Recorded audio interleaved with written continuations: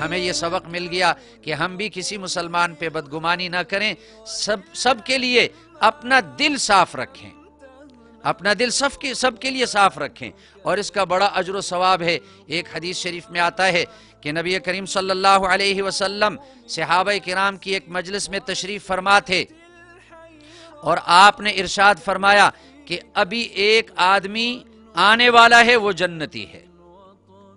صحابہ نے دیکھا تو ایک شخص مسجد میں داخل ہوا اور یوں لگ رہا تھا جیسے ابھی اس نے تازہ وضو کیا ہے، اس کے اعضاء سے وضو کا پانی ٹپک رہا تھا۔ وہ آدمی بیٹھا اور جب تک مجلس قائم رہی بیٹھا رہا اور دین کی باتیں سنتا رہا، پھر واپس چلا گیا۔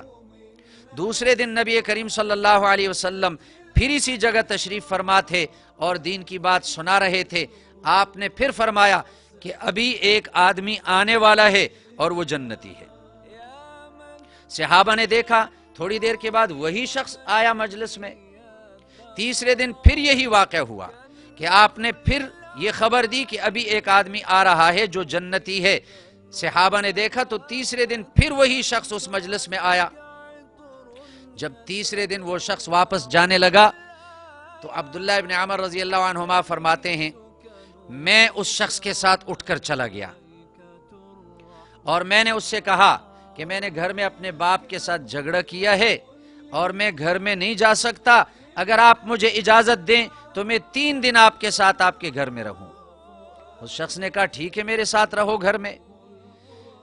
فرماتے ہیں کہ 3 دن تک میں اس کے گھر میں اس لیے رہا تاکہ میں دیکھ لوں اس کا کون سا ایسا اونچا عمل ہے کہ جس عمل کی بنا پر نبی کریم صلی اللہ علیہ وسلم نے 3 دن مسلسل ان کے لیے جنتی ہونے کی خوشخبری سنائی۔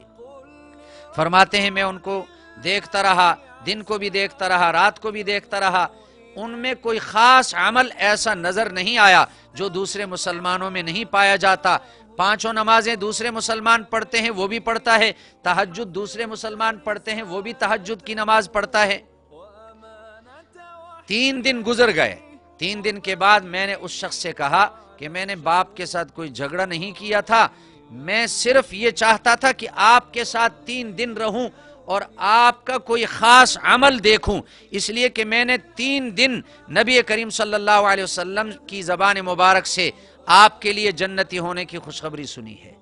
تو آپ کا کون سا عمل ہے جس کی وجہ سے نبی کریم صلی اللہ علیہ وسلم نے آپ کے لیے جنتی ہونے کی خوشخبری سنائی؟ اس شخص نے جواب میں کہا اور کوئی ایسا عمل تو مجھے نہیں معلوم کہ جو میں کرتا ہوں اور دوسرے مسلمان نہیں کرتے، البتہ ایک عمل یہ ہے میرے اندر کہ میرا دل سارے مسلمانوں کے لیے صاف ہے، کسی مسلمان کے لیے میرے دل میں حسد نہیں، بغض نہیں، کھوٹ نہیں، دل میرا سب کے لیے صاف ہے اور میں رات کو سونے سے پہلے سب کو معاف کر دیتا ہوں، یہ عمل میرے اندر موجود ہے۔ اس صحابی نے کہا بالکل یہی عمل ہے، اس عمل کی بنا پر نبی کریم صلی اللہ علیہ وسلم نے تیرے لیے 3 دن جنتی ہونے کی خوشخبری سنائی ہے۔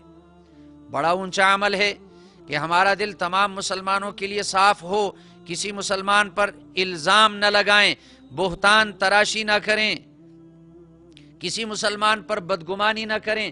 اگر اس سنت پہ ہم نے عمل کیا، نبی کریم صلی اللہ علیہ وسلم کے ان اخلاق حسنہ کو ہم نے اپنا لیا، تو گھروں کے اندر بھی سکون پیدا ہوگا اور اطمینان ہوگا، میاں بیوی کے آپس میں محبت پیدا ہو جائے گی، پڑوسیوں کے ساتھ تعلق اچھا ہو جائے گا، پورا معاشرہ درست ہو جائے گا۔ آج جتنے بھی جھگڑے ہو رہے ہیں، جتنے بھی فسادات ہو رہے ہیں، اگر دیکھا جائے ان تمام جھگڑوں اور ان فسادات اور ان اختلافات اور ان لڑائیوں کی بنیادی وجہ الزام تراشی اور بہتان تراشی اور بدگمانی ہے۔